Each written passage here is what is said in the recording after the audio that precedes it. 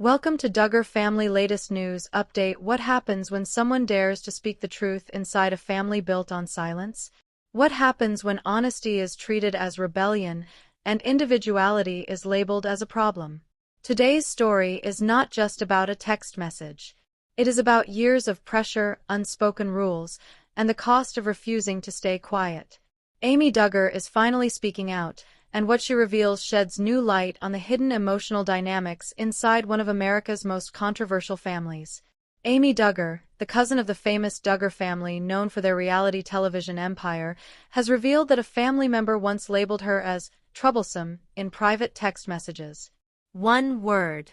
But behind that word lies a deeper story of judgment, control, and discomfort with anyone who does not fit the mold. For years, Amy has been seen as the outlier, the Duggar who didn't fully subscribe to the strict lifestyle, the rigid expectations, or the carefully crafted public image. Now, she is confirming what many suspected all along. Speaking up came at a price. According to Amy, being called troublesome wasn't about causing chaos or harm. It was about asking questions. It was about refusing to blindly follow.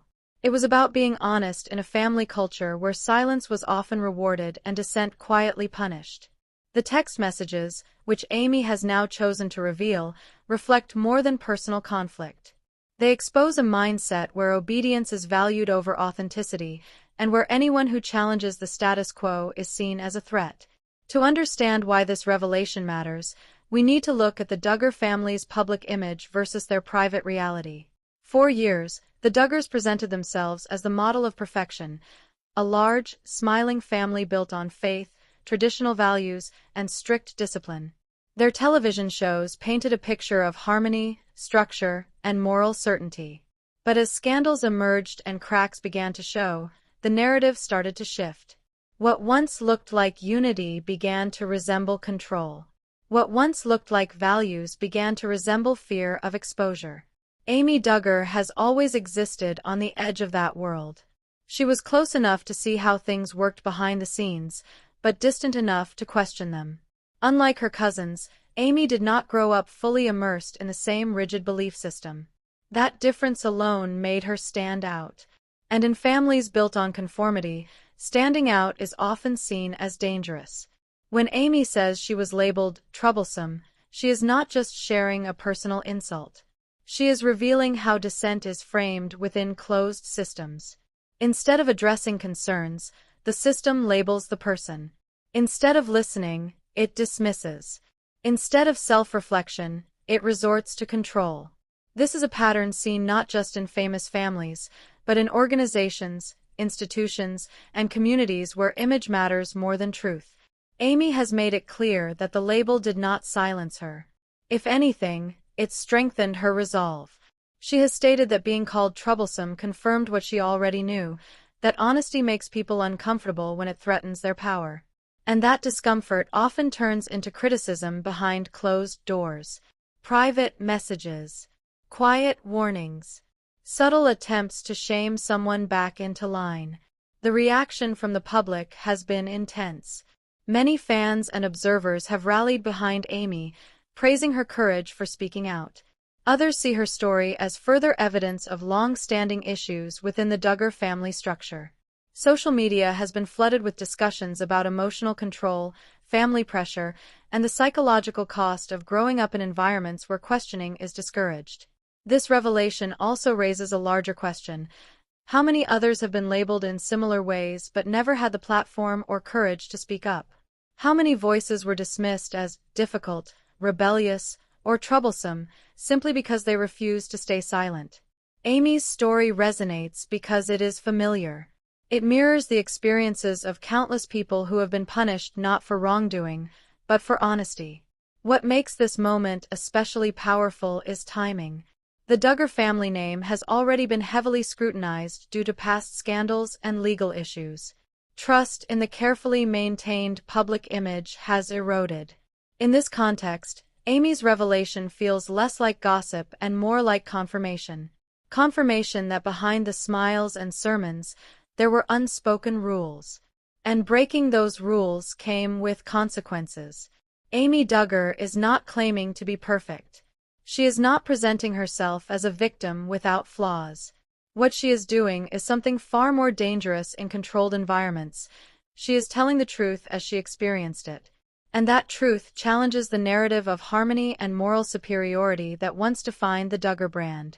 As this story continues to unfold, one thing is clear. Being labeled troublesome did not stop Amy Duggar. It did not erase her voice, and it did not force her into silence. Instead, it exposed a deeper issue, one that goes far beyond a single text message and speaks to the cost of honesty in families that fear it. To understand why being labeled troublesome carries so much weight, we need to look beyond the word itself and examine the system that produced it. In families built on hierarchy, strict belief systems, and public image, language becomes a tool of control. Labels are not accidental. They are carefully chosen signals designed to define who belongs and who does not. Within the Duggar family structure, authority has always been clearly defined. Obedience was praised. Agreement was expected. Questioning, even when done respectfully, was often framed as disloyalty. In such an environment, being outspoken is not seen as confidence, it is seen as defiance. Amy Duggar's experience fits a pattern where independence is quietly discouraged, and conformity is rewarded with approval, access, and protection. Calling someone troublesome is not just criticism. It is a warning. A message sent not only to the person receiving it, but to everyone watching. It signals that this individual is difficult, risky, and outside the accepted norm. Once a label like that is applied, it becomes easier for others to dismiss what that person says, no matter how valid their concerns may be. The focus shifts from the message to the messenger. Amy has suggested that her willingness to speak openly made certain family members uncomfortable. Not because she was wrong, but because her honesty threatened a carefully managed narrative. When a family's identity is tied to moral authority and public approval, any internal challenge becomes a liability. In those cases, silencing the voice is often easier than addressing the issue. This is where the psychological impact becomes impossible to ignore. Being labeled within a family, especially one as high-profile and tightly controlled as the Duggars, can have long-lasting emotional consequences. Labels shape how others treat you, how you are included or excluded, and even how you see yourself. Over time, repeated messaging like this can create self-doubt, anxiety, and isolation. Amy Duggar, however, chose a different path. Instead of internalizing the label, she questioned it. She recognized that being troublesome in this context often meant being honest, independent, and unwilling to participate in silence. That realization is powerful because it flips the narrative. What was meant as criticism becomes confirmation of integrity. The Duggar family's public history adds another layer to this story. Over the years, multiple scandals have exposed the gap between the family's public image and private reality. Each revelation has raised questions about how much was hidden, who knew what, and who was pressured to stay quiet. In that light, Amy's claim feels less like an isolated incident and more like part of a broader pattern of emotional and informational control. It is important to note that Amy is not accusing the entire family. Her words have been careful, specific, and measured. She has focused on her own experience rather than making sweeping claims. That restraint has only added to her credibility in the eyes of many viewers. People are not hearing anger, they are hearing clarity. The response online has reflected this shift. Supporters have pointed out that in many families, especially those rooted in strict ideology, the person who asks questions often becomes the scapegoat. They are blamed for causing problems, when in reality, they are simply refusing to ignore them. Amy's story has sparked conversations far beyond the Duggar name, touching on issues of emotional manipulation, religious pressure, and the cost of speaking up. Another critical aspect of this story is privacy. The fact that these labels appeared in private text messages is significant. Publicly, families can maintain politeness, smiles, and unity. Privately, language can become sharper, more revealing, and more honest about how someone is truly viewed. Amy's decision to share this private communication suggests that she believes the truth outweighs the risk of backlash. and backlash is always a risk. Speaking out against powerful family systems can result in strained relationships, public criticism, and emotional distance. Amy likely understood these consequences before she chose to speak. That makes her decision even more significant. She was not acting impulsively. She was making a statement. This moment also challenges viewers to reconsider how they define trouble. Is trouble the person who asks uncomfortable questions, or the system that cannot tolerate them? Is trouble caused by honesty, or by the fear of exposure? Amy Duggar's story suggests that the answer depends on who holds the power. As this narrative continues to gain attention, one thing becomes increasingly clear. The label troublesome says more about the person who used it than the person it was applied to. It reveals discomfort with independence, fear of disruption, and resistance to accountability. In contrast, Amy's willingness to speak openly reflects strength, not rebellion. And yet, this is still not the full story. Because the most important question remains unanswered: what happens to those who never speak up?